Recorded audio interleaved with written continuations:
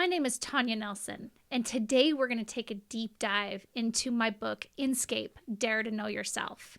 I'm really excited because today I have on Tayan Nelson, my daughter, and she was a huge inspiration in this book and the creation of this book and the process of this book. So I'm really excited to have this conversation with you and be able to take it chapter by chapter and really dive a little deeper into what this book really is about. Yeah, I'm excited because I think that a lot of it is left to reader interpretation as far as what and where the Inscape actually is. And that's kind of the journey that the book takes you on. And so I think that being able to kind of add a lot of clarity to that is going to be valuable to some readers that need some extra structure to the reading experience. I love that. And it's so true because the Inscape is such a personal journey. Yeah. And so it was challenging to write this book and be able to leave space for that personal journey. And this book was actually inspired by your own personal Inscape in so many ways. So I'm really excited to share with the readers a little bit about your personal Inscape and what that really means within yourself, the feeling of that, and the creation of what that means to actually create your Inscape, or how that was received for you. And so it's a little bit personal. I get that, and that's the beauty of having you on, because we get to share that with you. So thank you for that. I want to start with the meditation, because obviously the book starts with the meditation. And I wanted those meditations to be intertwined and weaved throughout the book, because meditation was just such a huge part of discovering this place within yourself, this place within ourselves. And what I love about this meditation is it really depicts the journey of discovering who we are. And that's what the first chapter is about. It's about being able to being brave enough to ask the question, who am I? And I find it fascinating how many of us are asking this question, but maybe not even conscious that we're asking the question. So the meditation itself is part of the process of getting to know ourselves, and everything is fairly symbolic when we're in a meditation, and discovering these places and this journey within your Inscape. Tell us a little bit about what the beginning part of this meditation meant to you as you started to journey and be brave enough to start to look at what the symbolism was in what came up for you in your meditations, and what that journey was like.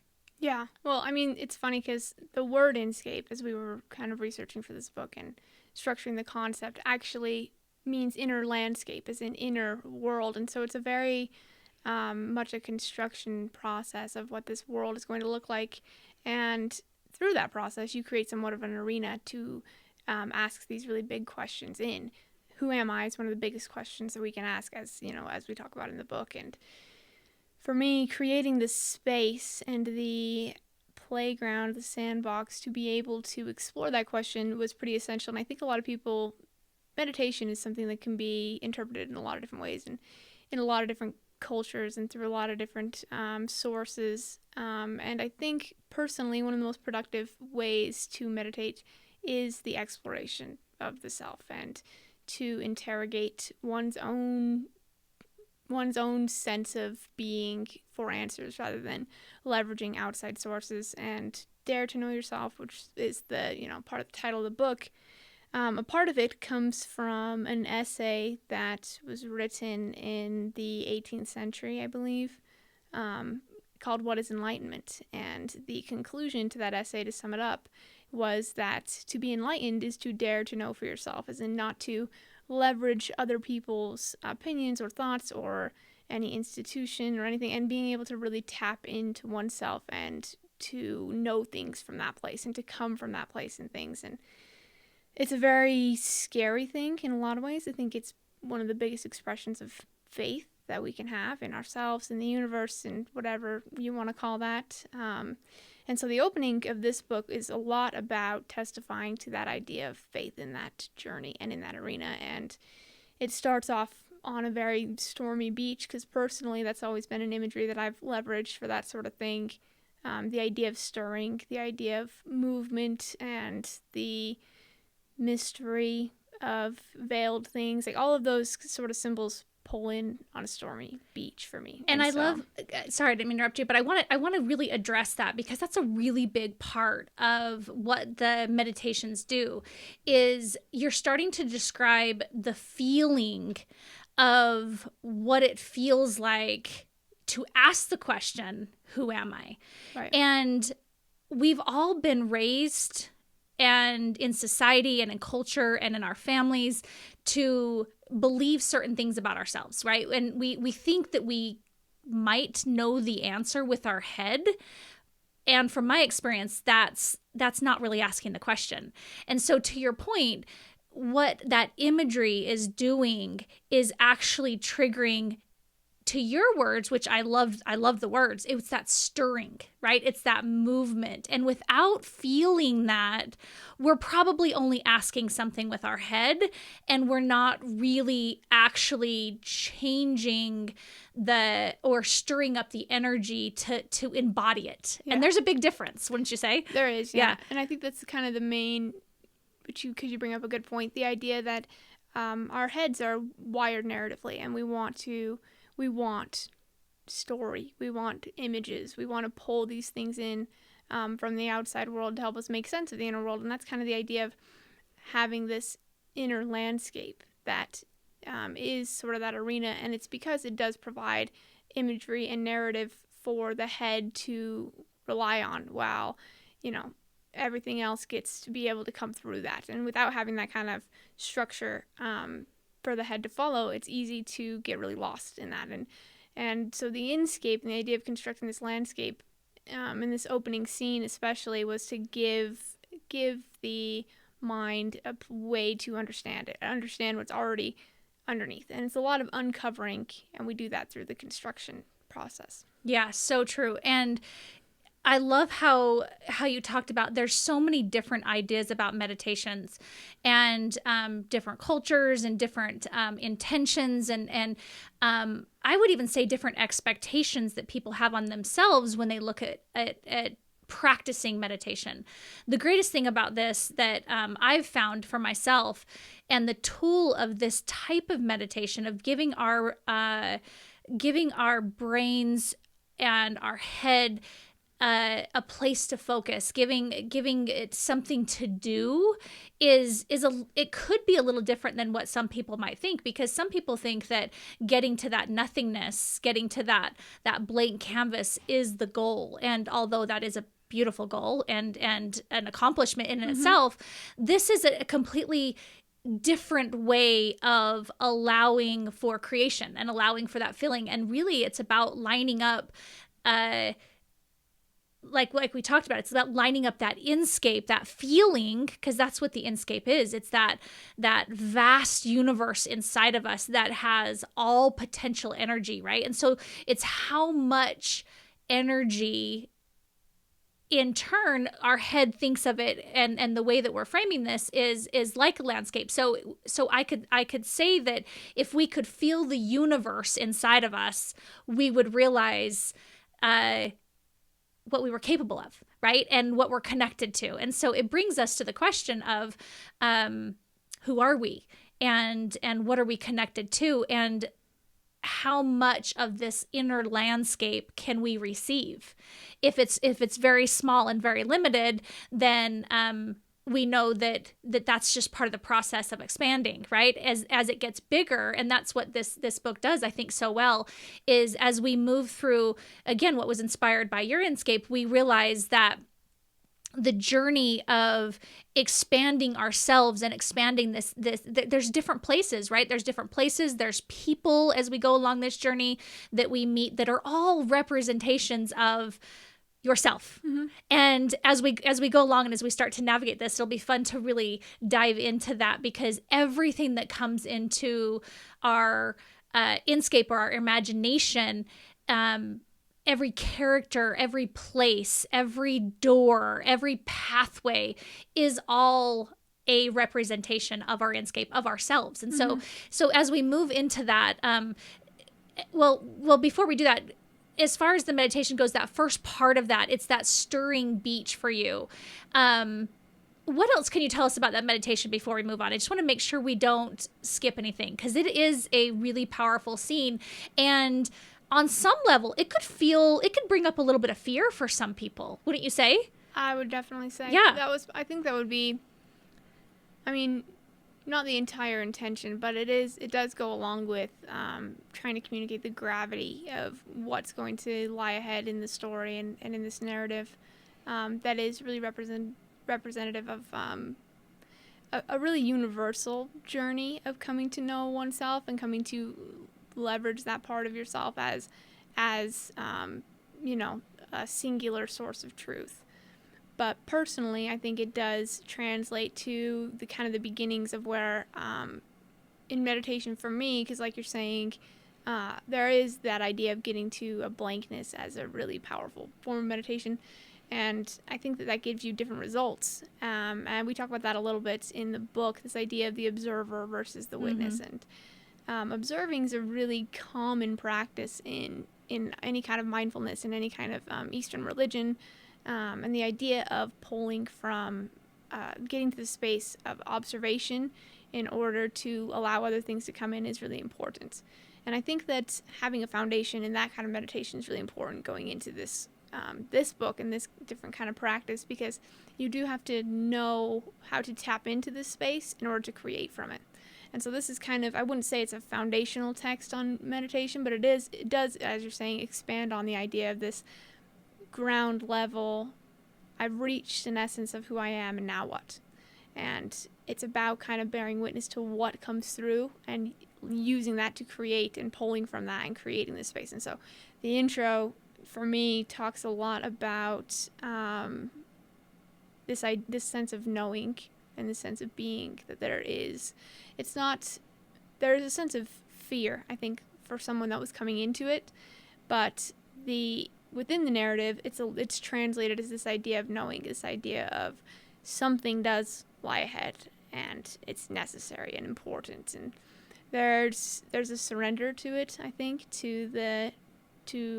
nature is used a lot as a symbolism in this, the idea of waves and storm and all those things. When you translate those to feeling, it is everyone can kind of sense that. And hopefully it's communicated well in the book, but on an imagery level, that's how it translates. And so I think that's kind of how they all go. But in this intro, it's really about that beginning and coming from that place of knowing as a start. That translates well. I think you make a really great point there. And that is that as we start the process of not identifying ourselves with the conscious mind, the ego, right? The beliefs and the ideas of all the things that we've been programmed with. There is a practice that could come before this, and that is the practice of being comfortable in a space that allows for receiving more information, that allows for that possible nothingness, which is that attachment to all the things that we think we know, right? It would be a different process if we were just regurgitating information that we already knew, because then we're not really asking. We think we already know, and that curiosity is such a big part of this. So to your point, I think that if that fear that comes up very well could be that space of being able to realize that there is something more, there is a knowing, and discovering that and being able to receive that and feeling it, I think, is the most important part about that, right? Because it's not really the same process when we know something that we've been programmed with our head versus really going in and actually having the energy and the alignment of that. So yeah. I think you make a really good point there. There is a knowing by the time you get to this book. maybe, possibly, there is a knowing that is already happening. And I think that takes us right into chapter 1 really well. For me, I think what happened for me that happens to so many of my clients, to so many people I know, I dare say happens to everybody at some point in their life, if not ongoing. And that is that we've been taught through our parents, through society, through religion, no matter what, we've been taught through something that here is the blueprint to your life, right? Here's the step-by-step way to discover who you are. Right. And for me, I think what happened was, as I, like most people, I followed that blueprint, up until a point in my life where I realized that knowing who I was never felt farther from myself, even after I had checked every box. And there was this moment, and I talk about it in the book, there was this moment where there was something bigger than me asking a question, right? Because when I really look at myself, if I go back and I look at myself and my thoughts around the time and space that I was in, I was in a lot of lack and a lot of fear and a lot of separateness and frustration, and there was obviously this human side of me that was not getting what I wanted, right? I felt like there was just so much missing from my life. But as I go back, I also realized that there was this other part of me that I like to call my higher self, my spirit self, this sense of knowing, like we talked about, that was asking a far bigger question. And at the time, I don't think I realized consciously what I was embarking on, and that's kind of the I laugh because, would we ask the question again if we knew what it was really going to trigger? And I'd like to say yes, that I would ask the question again. But again, as I was asking this question, I realized it was a part of myself that I didn't realize was there, but it was a knowing that I was ready to discover. And I remember at the time, as I had been taught to ask in prayer, and that was what I had been taught. The communication with God and the universe and myself was always going to come through this form of prayer. And the prayers that I had been taught were extremely scripted, and they like everything else in my life, it was like, hey, follow this script, follow this pathway, and check off each one of these boxes, and then you will know, or then you'll be able to talk to God, or whatever that was. And at the time, I remember it was probably the first time I was aware that my prayer had changed, even, that I was feeling something and I was asking something far more than I was just taught to ask. And so as we go through chapter 1, I think it's important to realize that I believe everybody has the opportunity, whether it's consciously or not, to ask. Well, I'd like to say that we all have the opportunity to experience this consciously, especially with a tool like this and this conversation. So if you're listening, I think it's a really good opportunity to realize that you're ready to ask something consciously. And for me, I believe that everybody's asking this subconsciously, and this higher version of ourself is always asking this deepest question. And to your point, when it comes to enlightenment, there is, again, daring to know for yourself is completely different than just regurgitating that roadmap and those boxes and all the things that we think we know is completely different than actually asking. And what was your experience as you started to go along this journey, the stirring and asking the question of who you were? You have a pretty unique story yourself. So for me, I had checked all the boxes. I had been married. I had kids. I had a successful career. I felt like I had mastered the labels of my life, right? Like I felt like I was a good mom. I was the perfect wife, the perfect, in my religion, in my job. I felt like I had really mastered all the things that I had been taught to master. mastering's kind of a funny word because I had been taught to do it a certain way and found out that wasn't entirely true either. But for me, that's kind of when I asked the question, or I knew that I had to ask the question. And I kind of, I love your story. I'd love for you to share a little bit with your journey, because you asked the question at a far earlier stage in your life. I waited till I'd been married 20 years and I'd had the kids and I'd checked all the boxes, but you started asking really early. So how was that process for you? I think it'd be fun to share that. Yeah, I mean, for me, I think a lot of the who am I part of it came from a pretty instinctual place, as I think it does for everybody. I think a lot of people are raised in environments where that sort of instinct is categorized as the very typical, juvenile way of trying to discover who you are.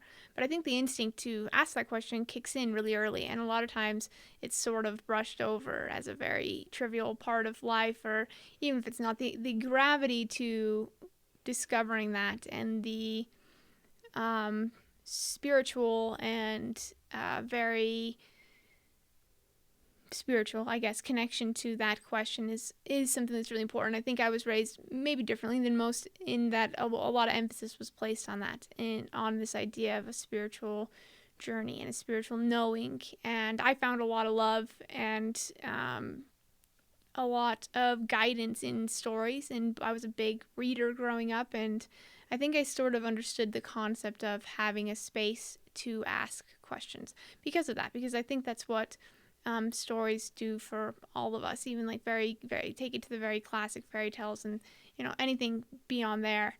It's sort of being a really avid reader as a kid made it so that stories became sort of that arena in which I would ask questions, because you're asking yourself what you would do in these characters' positions. I mean, it's a very typical way that everybody ends up, I think, coming into this, but for me, it was in a lot of direct fiction and stories, and so that gives you just a lot of room to explore that kind of thing, and whatever medium people find it in, I think it comes. But for me, that's a lot where it came in, and so I really instinctually understood this idea of getting into a space within yourself in order to interrogate these things, and in order to define sort of the person you want to be, in the asking some of those big questions. And I was really excited and really invested in that process, in figuring out who I was and discovering kind of my own ethics and morals and all those things within the space. And so I think kind of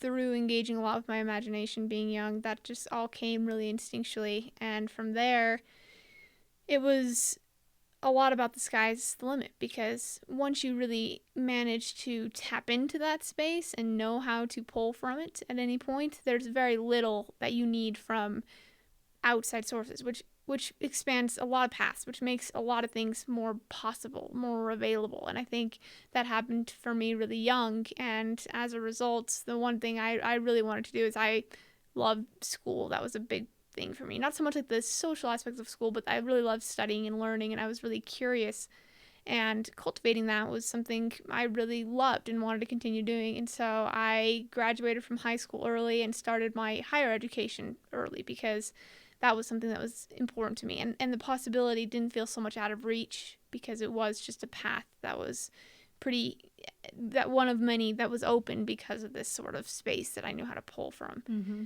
And so, as far as answering the question, I think it's fairly ongoing, but and I think that's kind of what the first meditation and chapter symbolized for me personally, is that while it is an ongoing process, there is always this return to this space of knowing, and that's kind of the foundation we try and lay at the beginning of the book. And it's not something everybody has consciously, I think, upon at any point in their life upon starting reading. But it is something that exists for everybody, and something that they can find and leverage. And I think that's what kind of these first introductory chapters try and not so much inform, but remind people of, Nice. to get back to the space. And then from there, it's an expanding process of what that journey looks like. But the point of the beginning and the beginning meditation, the beginning chapter, and the setup of this narrative is to remind of that space and to get people back there I think that's very much what the journey was like for me. I love the point that I think is so valuable in your mirror and your reflection here is that yes, you were an avid reader and storytelling became part of that experience for you in a way that maybe doesn't happen for everyone quite the same. Obviously, everyone's journeys can look a little differently, but I think the part that's really valuable is that, to your point, it is fairly instinctual at when we've been allowed, you know, as kids. I think we feel like we're given a little bit more permission sometimes to explore that, right? Think about all the adults around you at times that said, what do you want to be, and what do you want to be when you grow up, or, you know, those kind of things. We don't really keep asking that question. Once you pick something, it's almost like that discovery process is over, and so it's like, well, I already know who I am, or I should know who I am by a certain age. And so, to your point, I think that return back to that feeling and that freedom to continue to ask that question is a big part of it. I think that our brains and our programming really start to take over once we feel like we've made that choice. Like, we only have a certain amount of time to ask that question, and that's probably one of the biggest lies we've been told, is that once you pick a profession or a career or a pathway or a relationship or you know, different habits, anything in our life, like, once we've made the choice, then there's this feeling of now we're stuck in it. You know, and I think a lot of people, I've noticed that, like, with a lot of my clients, that feeling of I'm trapped, that feeling of I've put myself in a box, that feeling of judgment and fear that go along with that box is part of the process of going back and returning to that space of being able to say, wait a minute, if I have this Inscape, if I have this landscape inside of me, and I've only built out a certain part of it, is that it? Right? And is this all that there is? And being able to constantly return back to that, like books did for you, which was expanded your pathways and your options and your possibilities. Perspective. Really. Yeah, I love that. And so I think you make a really good point, that I think what happens a lot is we think that time and space is over at some point. And I love to explore the fact that it's never over. And that doesn't mean that relationships and job changes and all those things have to change necessarily, but that feeling of freedom and choosing and exploring the possibilities in our world, not feeling limited, not feeling like you're put in a box, and constantly being curious to receiving more is part of that process. So I love your perspective there. I love that return back to really where we've all been at some point in our life is ongoing, and it's never gone.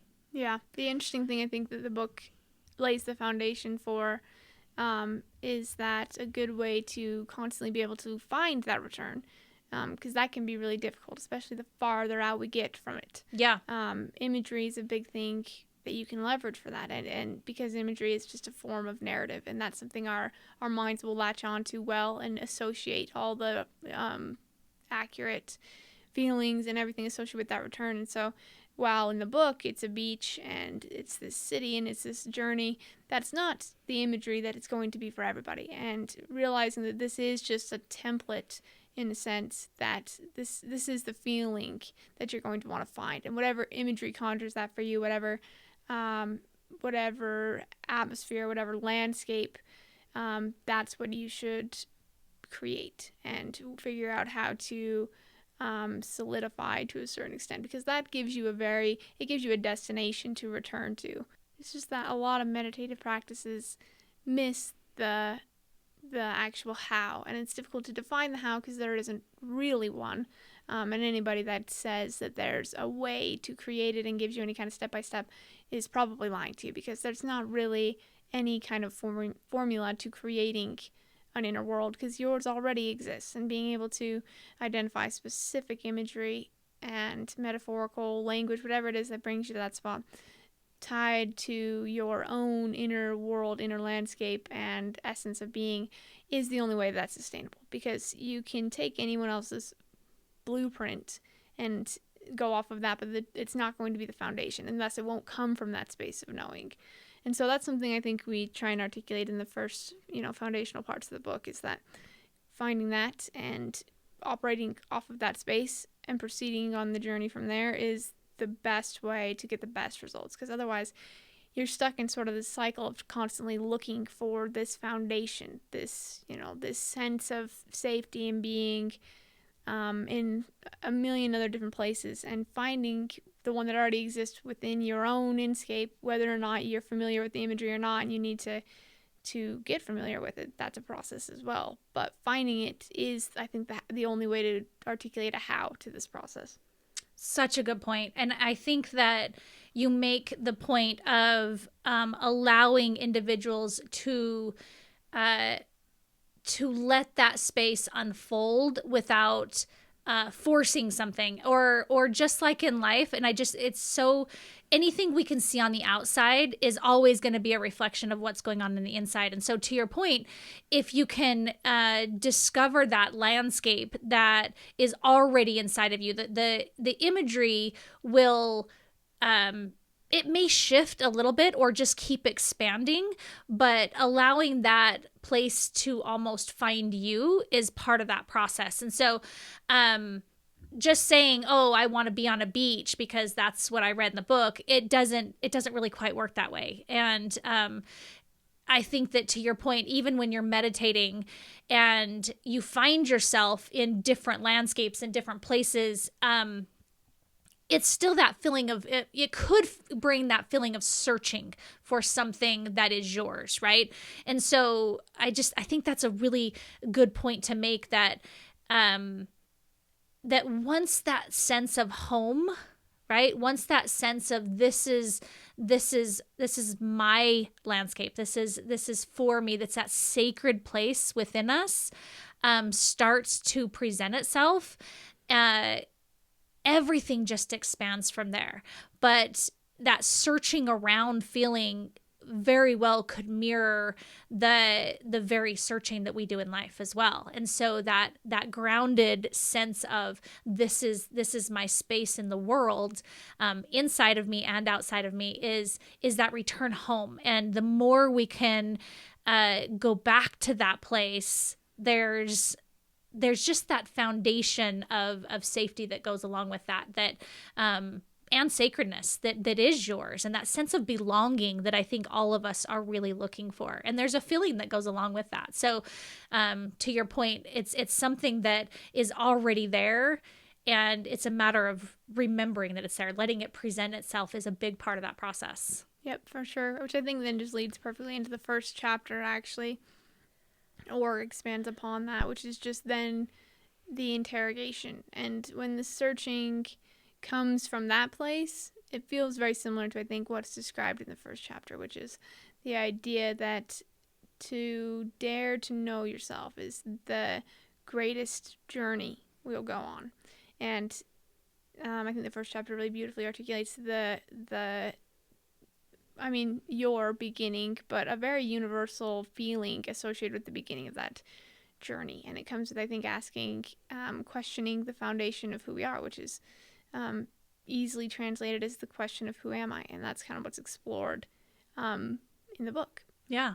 So for me, in my Inscape, I remember practicing meditation at first, and it was just a matter of, I remember one time I was in a yoga class, and people who've done yoga know that yoga is a process of being one with yourself, and it's not about paying attention to everybody that's in the room and all the things that getting quiet inside of yourself. Yoga is a great place to actually start even this process. And for me, as I was in this room, it was a hot yoga class, and I remember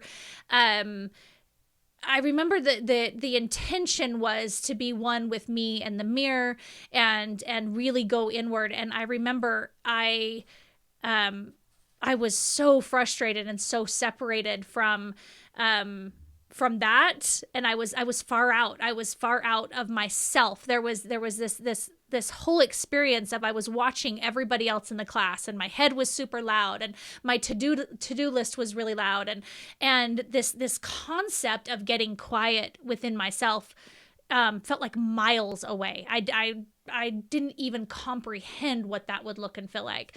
And it set me on the journey of just asking one simple question, and that was, what would it be like to get quiet? What would it be like to return to myself? What would that even feel like? And I had no idea at the time. And I think what ended up happening is for me, it became about just getting my mind to feel safe enough to get quiet. And the more that it got quiet, the softer it is, the more space that I started to feel in just being able to breathe was part of that journey for me. And so as I started to focus on the breath, as I started to really sense that there was this space within me that wasn't all outside of me. For me, it showed up as a cabin in the forest, and it was fairly small at the time. And as I realized that through the years, this place became my sanctuary. It became somewhere that I visited often. And the greatest thing about this journey for me, as I started to discover my Inscape, was it was a place that I could go to where I could ask any question. I could have any conversation with anybody that I wanted to, this life, or it's somebody who's even transcended this life, somebody who's already not here physically. Like, I've had so many different conversations and questions answered, and this became a very sacred place for me. And I realized now at the time I was really searching for that. I was really searching for this sense of belonging in this safe place that that always felt like home for me.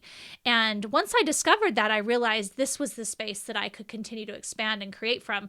For you, it was a little bit different because it felt like yours was more of a quest, right? You didn't you started to really expand the actual journey of discovering a little bit differently. So that's why I love that we use your Inscape in this, because again, neither wrong or right, but for the purposes of the book, your movement, to your point, the how of creating your world, the how of creating your Inscape, and really allowing for that energy to stir and to move you is a little bit different than mine, where mine was really about finding this sense of home and stability and safety and belonging. And at the time, that was just what I needed. But for you, it was kind of a different sensation for you. Yeah. Would you agree? I would agree. I think it comes down to, different things make different people feel safe. Yeah, good point. For some people, that is a more sanctuary type feeling. That's probably a really common thing. I think for me at the time of developing a lot of this, knowing things, knowledge felt like safety. And so the quest for that felt like a safe space to create from. And I think it just kind of comes down to that, which really takes us right up to the end of this chapter, which is that from this space, you then can trust in the rest of the journey.